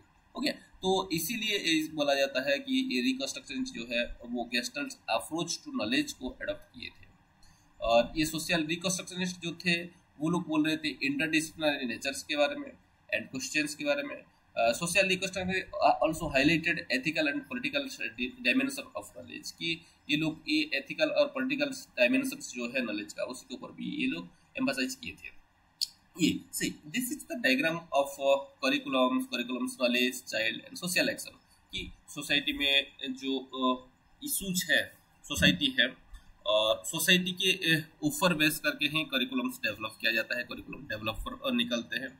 और वो लोग क्या करते हैं कि करिकुलम्स को नॉलेज जो अभी हम लोग डिस्कशन किए ओके, तो उसको ध्यान में रखते हैं पर चाइल्ड को प्रोवाइड करते हैं। और चाइल्ड को जब वो करिकुलम्स प्रोवाइड करते हैं तब सोसाइटी में क्या आता है, चाइल्ड एक्शन करता है, सोशल एक्शन करता है, जिसके कारण सोशल चेंज होता है, सोसाइटी रिकंस्ट्रक्ट होता है, सोसाइटी रिफॉर्म होता है। अगर टीचिंग मेथड्स का बात करें रिकंस्ट्रक्शनिज्म के हिसाब से, तो यहाँ बेसिकली दो मेथड्स बहुत ही इम्पोर्टेंट है। एक तो है प्रैक्टिकल और एक्सपीरियंशियल मेथड और दूसरा वाला डिस्कशन मेथड। ऐसे दो मेथड के बारे में बोल रहे थे, लेकिन बहुत सारे ऐसे अथर हैं जो लोग की बोले हैं कि नहीं ये दो ही हैं, लेकिन इसी का बहुत सारे सब मेथड ऑफ टीचिंग है, जैसे कि प्रॉब्लम बेस्ड लर्निंग। ये तो एक प्रैक्टिकल मेथड बोल दिया एक वर्ड में, लेकिन प्रैक्टिकल्स मेथड में कौन सा चीज आ रहा है, प्रोजेक्ट बेस्ड मेथड। कि ये भी यहाँ की प्रॉब्लम बेस्ड लर्निंग ये क्या है कि ये भी एक प्रैक्टिकल्स मेथड ऑफ टीचिंग है, जहाँ की एक प्रॉब्लम के थ्रू हम क्या कर रहे हैं कि कुछ लर्न कर पा रहे हैं, कि ये जो रियल वर्ल्ड प्रॉब्लम है उसी को हम लोग ले रहे हैं और उसी के थ्रू ही क्या कर रहे हैं कि लर्न कर रहे हैं। और collaborative problem solving and solution development, और उसके साथ साथ या सिर्फ प्रॉब्लम सॉल्व खुद नहीं कर रहे हैं, एक एक बार क्या हो रहा है कि दूसरे से कोलैबोरेट कर रहे हैं और वो प्रॉब्लम को सॉल्व कर रहे हैं और उसके साथ साथ उसका सॉल्यूशन निकाल रहे हैं। क्रिटिकल डायलॉग, ये क्रिटिकल डायलॉग डिस्कशन बोल दिया, डिस्कशन के अंदर क्या आएगा, डायलॉग आ सकता है। तो ये डिस्कशंस के ऊपर एम्फसाइज कर रहा था, सोशल डिबेट के ऊपर एम्फसाइज कर रहा था, वो सोसाइटी का इशूज को लेकर जो डिबेट डिस्कशन हो रहा था। और स्टूडेंट्स लोग को ये एनकरेज कर रहा था डाइवर्स पर्सपेक्टिव से क्रिटिकली एनालाइज करने के लिए। नेक्स्ट एक्शन रिसर्च, ये students led research project focused on comment हो गया कि ये एक्शन रिसर्च जो है वो भी प्रैक्टिकल एक एस्पेक्ट था। और ये बोल रहा था कि ये स्टूडेंट लोग को एक्शन रिसर्च करना चाहिए कम्युनिटी का सोसाइटी का जो इशू को लेकर, और उसी के साथ साथ जो उसका जो रिसर्च फाइंडिंग निकलेगा उसी को एक्शन प्लान के तहत उसको एडॉप्ट करना चाहिए। और उसके साथ साथ सर्विस लर्निंग, ये एकेडमिक स्टडी, ये देखिए एकेडमिक सर्विस लर्निंग मतलब ये तो उसका करिकुलम में भी बोल चुका है कि ऑब्जेक्टिव में भी बोल चुका है कि कम्युनिटी इन्वॉल्वमेंट रहेगा। कम्युनिटी इन्वॉल्वमेंट रहेगा तो कैसे रहेगा, हम लोग तो पढ़ाएंगे और उसी के साथ साथ उसी को हम लोग प्रैक्टिकली भी कराएंगे। ओके, तो कम्युनिटी की सर्विस, कम्युनिटी सर्विस का बात इसलिए जब आ रहा है तब वो थ्योरी एंड प्रैक्टिस हो जा रहा है, और उसके साथ साथ स्टूडेंट्स का जो लर्निंग भी हो रहा है और सोशल एक्शन जो है वो भी हो रहा है। नेक्स्ट अगर हम लोग देखिए मेथड ऑफ टीचिंग वो है सिमुलेशन एंड रोल प्लेइंग। देखिए सिमुलेशंस और रोल प्लेइंग भी एक बहुत ही अच्छा मेथड है रिकंस्ट्रक्शनिस्ट फिलोसफी के हिसाब से, क्योंकि यहाँ जो सोशल इशूज है उसी को हम लोग एक्सप्लोर कर सकते हैं, क्योंकि यहाँ खुद और कोई दूसरा कोई क्या करता है कि एक सिमुलेट करता है सोसाइटी का जो सेटअप है, सोसाइटी का जो इशूज है उसी को प्रेजेंट करता है कि कैसे वो चल रहा है। हो गया, तो वहाँ हम लोग को पता चलता है कि सोसाइटी में इस तरह का कॉम्प्लेक्स सोशल इशूज है। और रोल प्लेइंग जो है इसी को अगर हम लोग करें देखिए तो ये स्टूडेंट के अंदर एम्पैथी और अंडरस्टैंडिंग को भी डेवलप करवाता है। नेक्स्ट है कोलैबोरेटिव लर्निंग, और ये कोलैबोरेटिव लर्निंग जो है वो ग्रुप वर्क और कोलैबोरेटिव प्रॉब्लम सॉल्विंग वर्क को भी क्या करता है कि एम्फसाइज करता है और उसी को प्रमोट करता है। और उसके साथ साथ डेमोक्रेटिक पार्टिसिपेशन को भी ये एनहांस करता है। नेक्स्ट क्रिटिकल मीडिया एनालिसिस, ये भी एक मेथड ऑफ टीचिंग है जहाँ की हम लोग क्या करते हैं कि जो मीडिया का मैसेज है उसको एग्जामिन करते हैं। आज का डेट में क्या हो रहा है सोसाइटी में कि मीडिया में बहुत तरह का न्यूज स्प्रेड हो रहा है, लेकिन हम लोग क्या कर रहे हैं उसको बिना सोचे समझे एक्सेप्ट कर ले रहे हैं। लेकिन ऐसा नहीं होना चाहिए कि अगर तुम कहाँ से कुछ इन्फॉर्मेशन तुमको मिल रहा है तो ब्लाइंडली उसको बिलीव मत करो। थोड़ा सा 1 सेकेंड 2 सेकेंड के लिए सोचो, क्रिटिकली सोचो। और ये जो रिकंस्ट्रक्शनिज्म है वो ये बोल रहा था कि जो मैसेज तुमको मिल रहा है उसको एडप्ट मत कर लो, थोड़ा सा स्टडी करो, थोड़ा सा क्रिटिकली उसको एनालाइज करो और उसके बाद एक बार सोचो कि इसी का सोशल इम्प्लीकेशंस क्या हो सकता है। ओके, और उसके साथ साथ ये बोल रहा था creation of alternative media to address social issue. और एक अल्टरनेटिव मीडिया के बारे में ये बोल रहा था कि इसके लिए ये सोसाइटी में जो इशूज है उसी को एड्रेस करने के लिए। अगर हम लोग क्लासरूम्स मैनेजमेंट को देखें, रिकंस्ट्रक्शनिस्ट फिलोसोफर कैसे क्या बोल रहे थे, तो देखिए teacher and students question the assumption of status Q and examine social issues and future trend. कि स्टूडेंट एंड टीचर यहाँ जो एजम्पशंस है उसको क्वेश्चंस करना चाहिए और उसके साथ साथ सोशल इशूज जो है, फ्यूचर ट्रेंड्स जो है उसको एग्जामिन करना चाहिए। ओके, ये करके क्या कर सकते हैं कि क्लासरूम को मैनेज किया जा सकता है। Next, organize classroom in classless, non sexist and non racial manner. कि एक क्लासरूम को non sexist, non racial manner में क्या करना चाहिए, मैनेज करना चाहिए और लेस एम्फासाइज देना चाहिए किसी के ऊपर, मैनेजमेंट के ऊपर एंड कंट्रोल के ऊपर and more on focus community building. कि यहाँ मैनेज करना, कंट्रोल करना, इसी के ऊपर ज़्यादा एम्फासिस नहीं देना चाहिए। ज़्यादा एम्फासिस किसी के ऊपर देना चाहिए, कम्युनिटी रीबिल्डिंग, कम्युनिटी बिल्डिंग के ऊपर भी हम लोग को क्या देना चाहिए कि ज़्यादातर एम्फासाइज करना चाहिए। और उसके साथ साथ ये बोल रहा था कि एक ऐसा माहौल, ऐसा एटमोसफियर बनाएंगे जहाँ की वो एनालिसिस, क्रिटिसिज्म, रिसर्च, ये सब चीज़ क्या हो सकता है कि स्टूडेंट्स के अंदर डेवलप कर सकता है, किया जा सकता है कि एक एनालिटिकल थिंकिंग, क्रिटिक थिंकिंग हो गया, रिसर्च ओरिएंटेड थिंकिंग, उस तरह का चीज स्टूडेंट के अंदर प्रमोट होना चाहिए और डेवलप होना चाहिए। Next, conflict resolution and differences in world views would be encourage and reinforced. कि ये कॉन्फ्लिक्ट रिजोल्यूशंस वो करवाना चाहिए और डिफरेंसेस जो है उसको खत्म करना चाहिए और वो वर्ल्ड व्यू को हम लोग लेकर आना चाहिए। सी, यहाँ से बहुत फार क्वेश्चन आ चुका है। हो गया, ये टीचर क्या है और इसको क्या बोला जाता है। रिकंस्ट्रक्शनिस्ट फिलोसफी के हिसाब से ये टीचर जो है इनको shaper of a new society, shaper of a new society के टैग दिया हुआ है और इसी को बोला जा रहा है। उसी के साथ साथ ट्रांसफॉर्मेशनल लीडर बोला जा रहा है और उसके साथ साथ चेंज एजेंट बोला जाता है। हो गया, क्यों, ये थोड़ा देखिए कि जो न्यू सोसाइटी है उसी में चेंजेस लेकर आएगा कौन, सिटीजन। सिटीजन पहले क्या होते हैं, स्टूडेंट। स्टूडेंट के अंदर ये सोसाइटी में चेंज लाने का जो आइडिया वो इंसर्ट करेगा कौन, वो है हमारा टीचर। और इसीलिए ये टीचर जो है वो अल्टीमेटली क्या कर रहा है कि सोसाइटी जो है उसी को एक नया सेफ दे रहा है। कैसे, रिकंस्ट्रक्ट करके सोसाइटी को, रिफॉर्म लाकर सोसाइटी में। तो इसीलिए ये टीचर जो है इसी को क्या बोला जा रहा है, shaper of a new society. Next, transformational leader. और ठीक वैसे सोसाइटी में ट्रांसफॉर्मेशन ला रहा है, सोशल चेंज आ रहा है। कैसे आ रहा है, स्टूडेंट के थ्रू आ रहा है। स्टूडेंट्स में वो आइडिया इंसर्ट कौन किया है, टीचर किया है। तो इसीलिए यह टीचर को ट्रांसफॉर्मेशनल लीडर भी बोला जाता है और उसी के साथ साथ चेंज एजेंट भी बोला जाता है, क्योंकि ये स्टूडेंट एंड टीचर के थ्रू ही क्या होता है कि सोसाइटी में ट्रांसफॉर्म आता है, चेंजेस आता है और उसके साथ साथ रिफॉर्म, रिकंस्ट्रक्ट सब कुछ होता है। तो इसीलिए वो student and teacher also known as change agents. अगर रोल की बात करें तो ये टीचर जो है उसका जो पहला रोल है वो है फैसिलिटेटर और क्रिटिकल थिंकर। हो गया कि ये एक फैसिलिटेटर की तरह काम करना चाहिए, कि वो स्टूडेंट्स को गाइड करना चाहिए।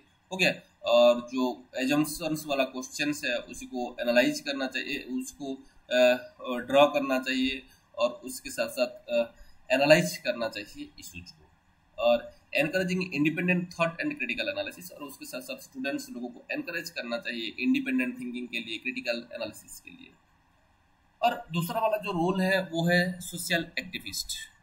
सोशल एक्टिविस्ट मतलब क्या है कि ये जो टीचर है वो एक मॉडल का तरह काम करना चाहिए, मतलब एक मॉडल बनना चाहिए एक्टिव सिटीजन सोशल एंगेजमेंट में, कि जो कि टीचर की हर एक सोसाइटी का जो एक्टिविटीज है, जो भी चीज़ हो रहा है उसमें एक्टिवली पार्टिसिपेट करना चाहिए, और उसके साथ साथ एक एक्टिव सिटीजन सोसाइटी का जैसा होना चाहिए, एक ideal active citizen, ideal social engage होना चाहिए, जिसी को देख करके स्टूडेंट्स लोग भी क्या हो सके, इन्फ्लुएंस हो सके।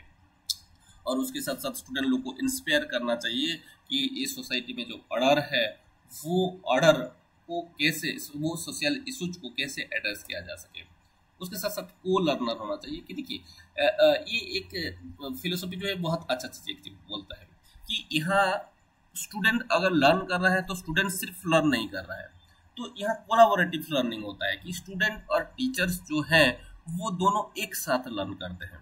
स्टूडेंट तो लर्न करता ही है, लेकिन उसी के साथ साथ टीचर को भी यहाँ लर्न करना पड़ता है, और साइमल्टेनियसली वो भी लर्न करता है। तो इसीलिए टीचर को यहाँ क्या बोला जा रहा है, को लर्नर बोला जा रहा है। ओके, को लर्नर बोला जा रहा है, engaging in ongoing learning alongside the student, क्योंकि यहाँ स्टूडेंट के साथ साथ टीचर भी लर्न कर रहा है, और उसके साथ साथ वो ओपननेस का डेमोन्स्ट्रेट कर रहा है, और जो कि न्यू आइडिया और पर्सपेक्टिव को ला सके। उसके साथ साथ community liaisons, connecting classrooms learning to community issue and resources, कि देखिए कि यह एक कम्युनिटी और स्टूडेंट्स के अंदर एक जो धागा है वो टीचर्स यह बनता है, क्योंकि टीचर ही है जो कि स्टूडेंट्स को क्या करता है, कम्युनिटी का जो इशू है उसी के तरफ उनका जो अटेंशन है वो ड्रॉ करता है, और सोशल कम्युनिटी में जो रिसोर्सेस है उसी को कैसे अच्छे से यूज किया जा सके उसी के ऊपर ध्यान देता है। और उसके साथ साथ ये फैसिलिटेट करता है student involvement, maximum student involvement के लिए कम्युनिटी प्रोजेक्ट में। एडवोकेट फॉर सोशल जस्टिस, और उसके साथ साथ addressing issues of inequalities and discrimination in education, की ये जो इशूज है सोशल इनइक्वालिटीज और डिस्क्रिमिनेशन जो है एजुकेशन में उसी को भी ये एड्रेस करता है। और उसके साथ साथ इंक्लूसिविटी और इक्विटेबल प्रैक्टिस हो गया क्लासरूम और स्कूल में, उसी को भी ये प्रमोट करवाता है। तो अगर हम लोग देखिए इंसर्ट according to reconstructionism, teachers as a facilitator, teacher as a social activist, teacher as a poor learner, teacher as a community legion, teacher advocate for social justice. Okay, these are the role of a teacher according to reconstructionist philosophy. Next अगर हम लोग देखिए तो और भी teacher का role रहता है कि एक सेफ और डेमोक्रेटिक सोशल एनवायरनमेंट बनाना, क्लासरूम एनवायरनमेंट बनाना भी टीचर का एक रोल रहता है, और एक lessons creating lesson to inform student हो गया कि ये जो इमोशनल रेस्पॉन्स एक स्टूडेंट्स कैसे दे सके कि सोसाइटी में जो चीज़ हो रहा है उसके लिए भी एक स्पेस क्रिएट करना, और उसके साथ साथ फियरलेस बनना जो हम लोग डिस्कस कर चुके हैं, और उसके साथ साथ एक डेमोक्रेटिक एनवायरनमेंट क्लासरूम में बनाना हो गया, स्टूडेंट को इंस्पायर करना हो गया, और उसके साथ साथ सोसाइटी में जो सोशल इनइक्वालिटीज है उसको खत्म करना भी इसी का एक मेन रोल है।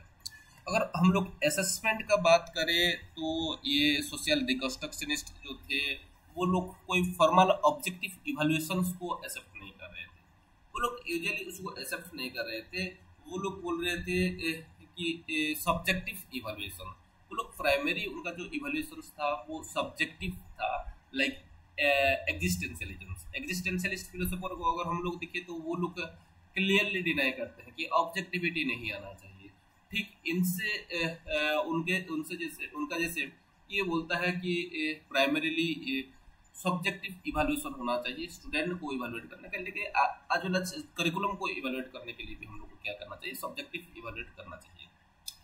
और ये लोग गेस्टाल्ट फील्ड ऑफ थ्योरी जो हम लोग पहले से डिस्कशन कर चुके हैं कि वो गेस्टाल्ट थ्योरी को भी इवैल्यूएशंस में असेसमेंट में ये लोग इम्प्लीमेंट करने के बारे में बोल रहे थे कि होल जब किसी को भी हम लोग इवैल्यूएट कर रहे हैं असेस कर रहे हैं वो स्टूडेंट को चाहे वो करिकुलम को तो गेस्टाल्ट होना चाहिए होल होना चाहिए पर्टिकुलर कोई एक ब्रांच को हम लोग को असेस ना करके कंप्लीट स्टूडेंट को असेस करना चाहिए हो गया उसका होलनेस को असेस करना चाहिए और उसके साथ साथ कंप्लीट करिकुलम को क्या करना चाहिए असेस करना चाहिए और समेटिव स्टूडेंट इवैल्यूएशन और curriculum evaluation are in extensively tied together हो गया ये समेटिव असेसमेंट और करिकुलम इवैल्यूएशन जो है वो एकदम एक दूसरे से जुड़े हुए हैं और ये स्टैंडर्डाइज टेस्ट को अपोज कर रहे थे ऑब्जेक्टिव टेस्ट को अपोज कर रहे थे हो गया लेकिन सब्जेक्टिव टेस्ट को और ऑथेंटिक असेसमेंट के बारे में बोल रहे थे अगर हम लोग देखिए पॉइंट टू पॉइंट तो है वो परफॉर्मेंस बेस्ड असेसमेंट जहाँ की स्टूडेंट्स का जो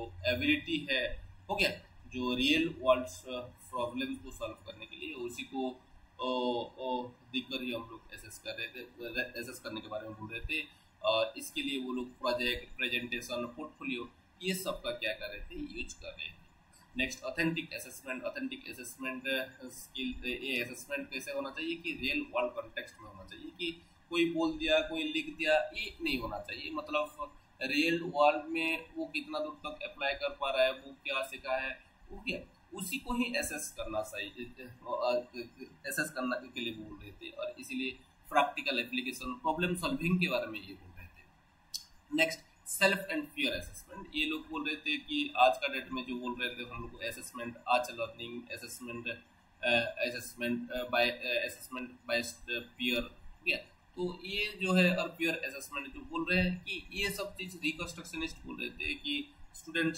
का जो खुद का रिफ्लेक्शंस वो आना चाहिए स्टूडेंट सेल्फ इवैल्यूएशन होना चाहिए और उसके साथ साथ उनका जो पीयर है हो गया उसका जो को वर्कर है वो सारे के सारे क्या करना चाहिए कि उनको असेस करना चाहिए और फीडबैक देना चाहिए और सोशल इम्पैक्ट असेसमेंट ये एक नया चीज है हर एक चीज में ये लोग सोसाइटी को घुसा रहे थे कि देखिए कि एसेस जब कर रहे हैं कि जो चीज एसेस कर रहे हैं तो उसी का जो इम्पैक्ट है वो सोसाइटी के ऊपर क्या है सोशल इम्प्लीकेशन उसी का क्या है हो गया और उसके साथ साथ वो सोसाइटी में कुछ चेंजेस ला सकता है कि सोसाइटी में कुछ खराब चीज जो है उसको इरेडिकेट कर सकता है उस तरह का असेसमेंट किया जाता है और उसके साथ साथ प्रोसेस ओरिएंटेड असेसमेंट और ये प्रोडक्ट ओरिएंटेड असेसमेंट के बारे में नहीं बोल रहा था कि ये प्रोसेस ओरिएंटेड असेसमेंट के बारे में बोल रहा था कि ये दो this philosophy is believing on subjective assessment that's why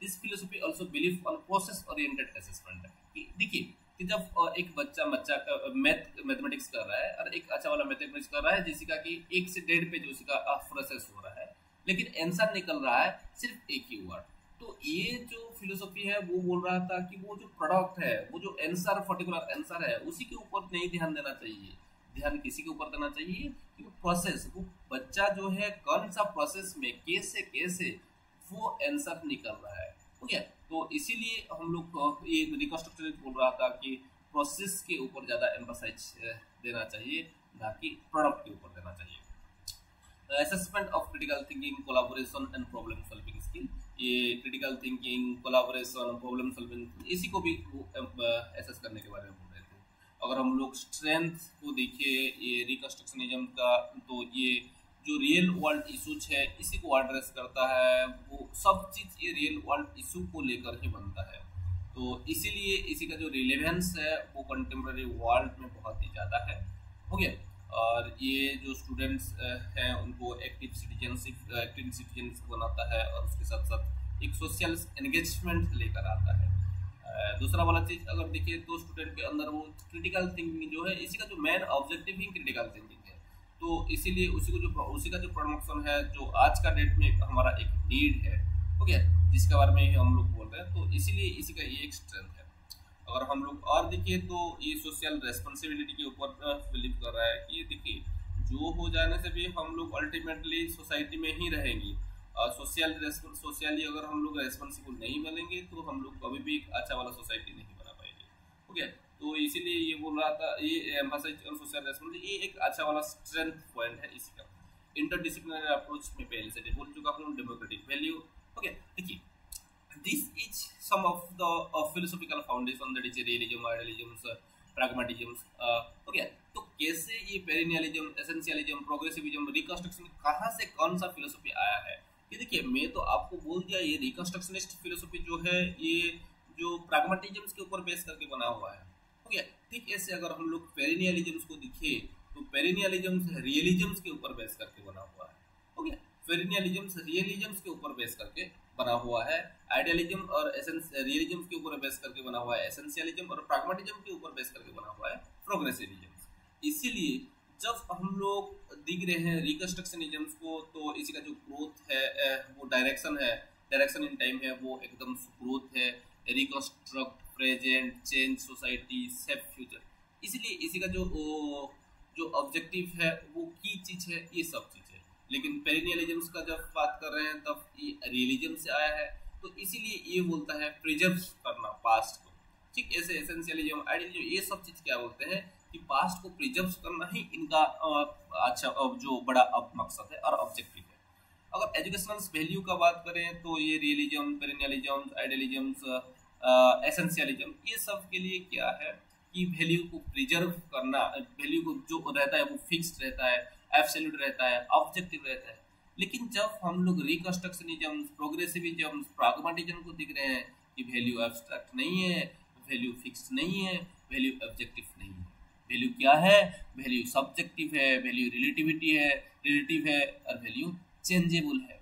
हो गया? तो क्योंकि ये कॉन्टेम्पररी चीज है, क्योंकि हम लोग ट्रेडिशनली बोल रहे थे कि वैल्यू फिक्स्ड है, जो है वो है, जो अच्छा वो अच्छा। लेकिन आज हम लोग ये दिख रहे हैं कि नहीं, जो अच्छा वो हर जगह में अच्छा नहीं है, वो कॉन्टेक्स्ट के ऊपर डिपेंड करता है। तो इसीलिए ये जो कंटेम्पररी फिलोसफी जैसे कि प्राग्मेटिज्म, प्रोग्रेसिविज्म, रिकंस्ट्रक्शन, ये बोलता है कि वैल्यू चेंजेबल है, वैल्यू सब्जेक्टिव है, वैल्यू रिलेटिव है। एजुकेशनल प्रोसेस को अगर हम लोग देखें तो ये रियलिज्म, पेरिनियलिज्म, आइडियलिज्म, एसेंशियलिज्म, ये लोग बोलते हैं कि नहीं, फिलोसफी जो है वो टीचिंग जो है वो एजुकेशन जो है वो कैसे होना चाहिए, टीचिंग के थ्रू होना चाहिए।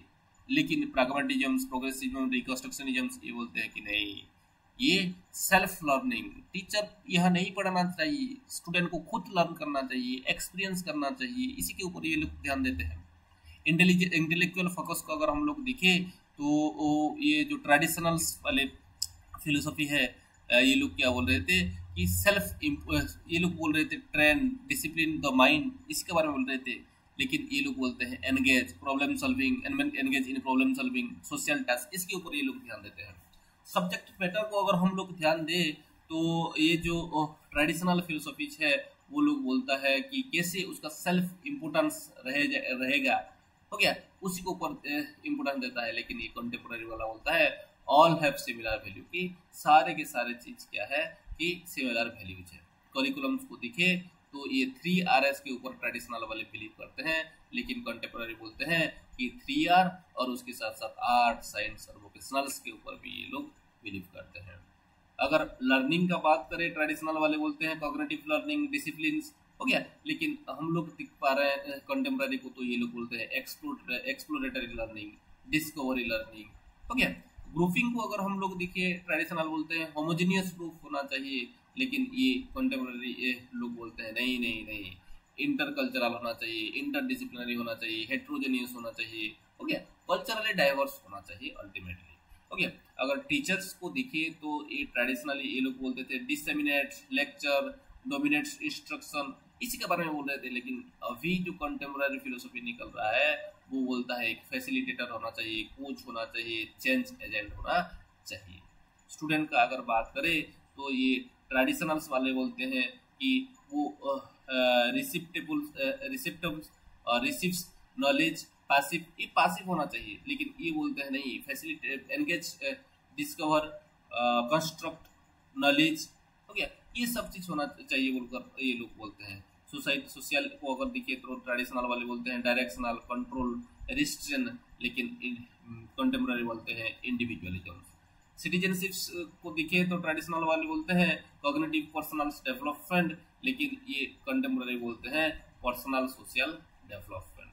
फ्रीडम एंड डेमोक्रेसी को अगर हम लोग देखें, ये ट्रेडिशनल फिलोसफी बोलता है conformity, compliance with authority, knowledge and discipline, लेकिन कंटेम्प्रेरी बोलता है creativeness, self actualization, self direct experiences, excellence और क्वालिटी को अगर हम लोग देखें तो ये ट्रेडिशनल्स जो है वो लोग बोलते हैं excellence in education, academic, reward and job based on merit, लेकिन कंटेम्प्रेरी फिलोसफी बोलता है कि equality of education, equality of education equal changes to disadvantages. हो गया। और सोसाइटी को अगर हम लोग देखें तो ट्रेडिशनल फिलोसफी के हिसाब से वो एक ग्रुप वैल्यू वहाँ देखने के लिए मिलता है, वो acceptance of norm, cooperative and conformings behaviour वहाँ देखने के लिए मिलता है।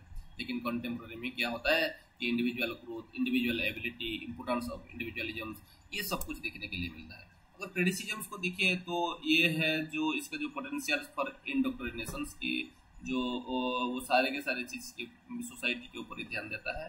हो गया। और इसके लिए इसको क्रिटिसाइज किया गया है, ट्रेडिशनल एकेडमिक स्किल के ऊपर लैग किया है, इसके लिए इसको क्रिटिसाइज किया जा रहा है।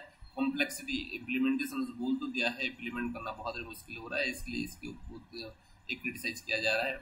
टीचर प्रिपरेशन को लेकर क्रिटिसाइज किया जा रहा है, असेसमेंट ऑफ डिफिकल्टीज को लेकर क्रिटिसाइज किया जा रहा है, लॉजिकल और ग्लोबल कंसर्न्स को लेकर इसको क्रिटिसाइज किया जा रहा है।